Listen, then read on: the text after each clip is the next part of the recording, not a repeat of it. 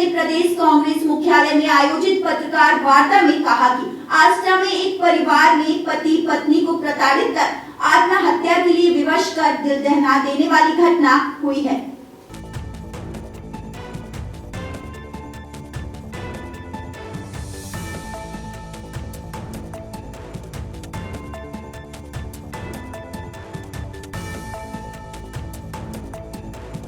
इस वक्त हमारे संवाददाता भोपाल से राजू प्रजापति जी जुड़ चुके हैं। जी राजू जी, कुछ दिन पूर्व जिस कारोबारी के घर पर ईडी की रेड पड़ी थी, उस कारोबारी और उसकी पत्नी ने फांसी लगाकर आत्महत्या कर ली थी। इसी कारण पत्रकार वार्ता का आयोजन किया गया प्रदेश कांग्रेस मुख्यालय में। उससे क्या जानकारी निकलकर सामने आ रही है? जी, मीडिया विभाग के जो अध्यक्ष हैं मुकेश नायक जी ने ये जानकारी दी है मीडिया को। उन्होंने ये कहा है कि जब वो दिल्ली में थे तो उस समय उनके बच्चे से बात हुई थी और उनका कहना ये था कि एक आवेदन को भी प्राप्त हुआ जो पुलिस के अनुसार उन्होंने वो भी कल प्रेषित किया, सब पूरी मीडिया बंधुओं को दिखाया। उसके अंदर ये लिखा था कि सार्वजनिक स्थान पर आत्महत्या की सहमति के लिए उन्होंने 17 बिंदुओं पर 17 स्थानों पर उन्होंने ये पत्र जारी करे थे, जिसके अंदर अगर बात की जाए तो सबसे पहला नाम आ रहा है इसके अंदर राष्ट्रपति जी और प्रधानमंत्री जी और चीफ जस्टिस जो हैं उनको लिखा था उन्होंने, नेता प्रतिपक्ष को लिखा था, दिल्ली गृह मंत्री जी को लिखा था। ऐसे कुल मिलाकर 17 लोगों स्थानों पर उन्होंने इसकी जो ईडी की जो कार्रवाई की गई थी उसके खिलाफ उन्होंने इतने परेशान थे, उन्होंने इस बात का जिक्र किया। उस आत्महत्या के जो पत्र जो प्राप्त हुआ उसी को उन्होंने मुकेश नायक जी ने दिखाया और दिखा के बिंदुवार उन्होंने जानकारी दी और उन्होंने ये भी आरोप लगाया कि कहीं ना कहीं किसी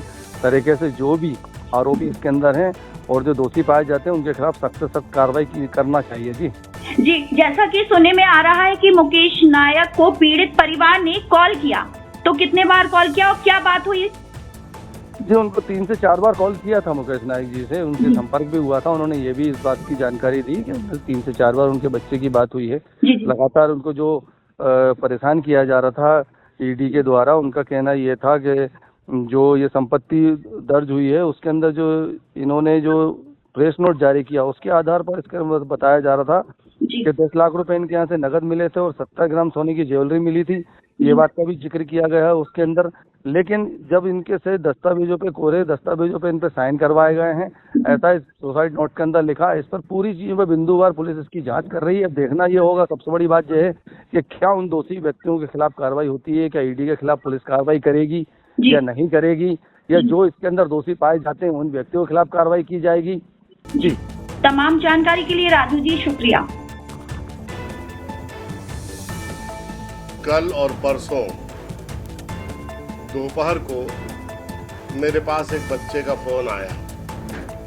आप उस बच्चे से मिले हैं जिन्होंने गुल्लक में पैसे इकट्ठे करके जब श्री राहुल गांधी जी की यात्रा हुई थी उस समय उनको दिए थे और राहुल गांधी ने बहुत उन्हें प्यार दिया था, जिसके चलते वो राहुल गांधी जी से मिलते जुलते रहते थे। उस बच्चे का मेरे पास कल और परसों दोपहर को दोनों दिन फोन आया कि ईडी के लोग उनके घर में कार्रवाई कर रहे हैं और इतना प्रताड़ित कर रहे हैं कि हमारा पूरा परिवार ये निश्चय कर रहा है कि हमारा पूरा परिवार आत्महत्या कर लेगा। तो मैंने कहा ये इतना जज्बाती क्यों हो रहा है बच्चा। मैंने समझाया कि बेटा आत्महत्या किसी समस्या का कोई हल नहीं है और मैं अभी दिल्ली में हूँ, लौट के आता हूँ मैं, फिर मैं पत्रकार वार्ता करके तुम्हारी जो भी तकलीफ होगी वो प्रदेश की जनता के सामने रखूँगा।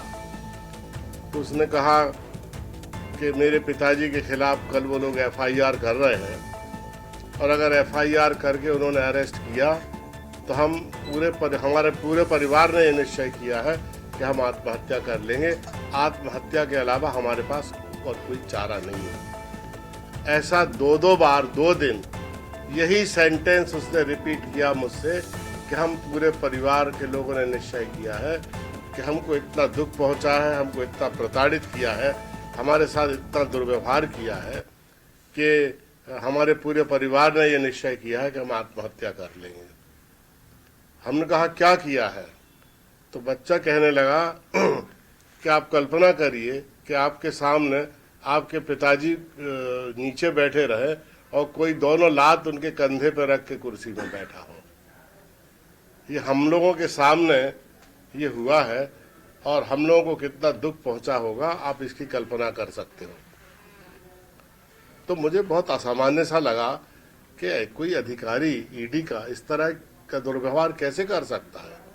आज जब उनका आत्महत्या के बाद जब उनका नोट पर ये आया, मुझे आपको अभी नहीं मिला होगा, मैं आपको दूंगा। आप पहले लोग होंगे जिनके पास ये आत्महत्या का पूरा सुसाइड नोट जो है आपको मिल जाएगा। उसमें जिस तरह का कंटेंट है वो कि किस तरह का व्यवहार जांच एजेंसी ने किया, ईडी के अधिकारी ने किया, साहू ने, और किस तरह से उनसे कहा कि तुम बीजेपी ज्वाइन कर लो और राहुल गांधी के खिलाफ एक वीडियो बनाकर डाल दो, तुम्हारा पूरा केस रफा दफा हो जाएगा और तुम क्यों कांग्रेस में घूमते हो, कांग्रेस से तुम्हारा क्या लेना देना है। ये सुसाइड नोट में लिखा हुआ है और यही बच्चे ने हमको बताया। और बच्चे ने हमसे ये कहा चारों बार कि बीडी शर्मा को हमारे परिवार से क्या परेशानी है, हमें ये समझ में नहीं आता। अगर हम राहुल गांधी के नज़दीक हैं और हम कांग्रेस विचारधारा के हैं तो बीडी शर्मा को इसमें क्या परेशानी है, हम लोगों को ये समझ में नहीं आता। एग्जैक्ट मैं वो भाषा बोल रहा हूँ जो उस बच्चे ने मुझसे कही है और मेरे पास इसका प्रमाण है। तो मैंने कहा इतनी छोटी छोटी बातों पर नाराज नहीं होते हैं, थोड़ा धीरज रखो। केस होते रहते हैं, मुकदमे होते रहते हैं, लोगों के ऊपर पूरे देश में हो रहे हैं, लोग लड़ रहे हैं, निपट रहे हैं, जेल जा रहे हैं, कोई बात नहीं। ऐसे लोगों को अवसर मिला है इस देश में शासन करने का जो अपनी शक्ति का दुरुपयोग कर रहे हैं, जो दूसरे को खत्म करने में लगे हुए हैं, चरित्र हत्या करने में लगे हुए हैं, आर्थिक, सामाजिक, राजनीतिक क्षति पहुंचाने में लगे हुए हैं। सारे भारतवर्ष में ये हो रहा है। लेकिन मैं आप सब लोगों से विनम्रता पूर्वक ये कहना चाहता हूँ कि अभी तक तो ईडी के लोग आर्थिक और सामाजिक प्रताड़ना देते थे, अब ये लोग हत्या पर उतारे आए हैं, ये लोग हत्यारे हो गए हैं। और जिस तरह से सुसाइड नोट में पूरी बात लिखी है, अगर नियम प्रक्रिया के अनुसार चलें तो जिन अधिकारियों ने ऐसा व्यवहार किया है उनके ऊपर क्रिमिनल केस रजिस्टर्ड होना चाहिए, उनको तुरंत अरेस्ट करना चाहिए और गैर इरादतन हत्या का आरोप, हत्या के लिए उकसाने का आरोप, उनके ऊपर ये धाराएं लगना चाहिए और उन्हें तुरंत इमीडिएटली जेल भेजना चाहिए। मुझे दुख इस बात का हुआ कि जिन लोगों ने आत्महत्या कर ली, बीजेपी का एक प्रवक्ता जो अपनी घटिया हरकतों के लिए विख्यात है, जो कांग्रेस से गया है, जिसको मैंने अपनी पार्टी के एक नेता के टुकड़ों पर पलते हुए देखा है, वो नेता जिन्होंने आत्महत्या कर ली उनके खिलाफ बोल रहा है। अपने देश की ये परंपरा रही है कि हम जो व्यक्ति की मृत्यु हो जाती है उसके खिलाफ मर्यादा के कारण हम लोग नहीं बोलते हैं। लेकिन जो बच्चे अनाथ हो गए, जिनकी मृत्यु हो गई, उनके पूर्व इतिहास को झूठे ढंग से परोसना लोगों के बीच में ये बहुत दुर्भाग्यजनक है और ऐसे लोगों का तो सामाजिक बहिष्कार होना चाहिए, जिन्हें इतनी भी तहजीब और तमीज नहीं है, समझ नहीं है कि हमको इतने महत्वपूर्ण पद पर बैठकर किस तरह की बात लोगों से करना है सार्वजनिक जीवन में। ऐसे लोगों को महत्व नहीं देना चाहिए। मैं मांग करता हूं कि उच्च स्तरीय जांच हो इस पूरी घटना की। ईडी डिपार्टमेंट के जितने भी अधिकारी वहां पर छापा मारने गए थे, सब पर क्रिमिनल केस रजिस्टर्ड हो, सबको नौकरी से बर्खास्त किया जाए और उन्हें अरेस्ट किया जाए, क्योंकि सुसाइड नोट में वो सब बातें लिखी हैं जो उनके लिए जेल के दरवाजे खोलने के लिए पर्याप्त है।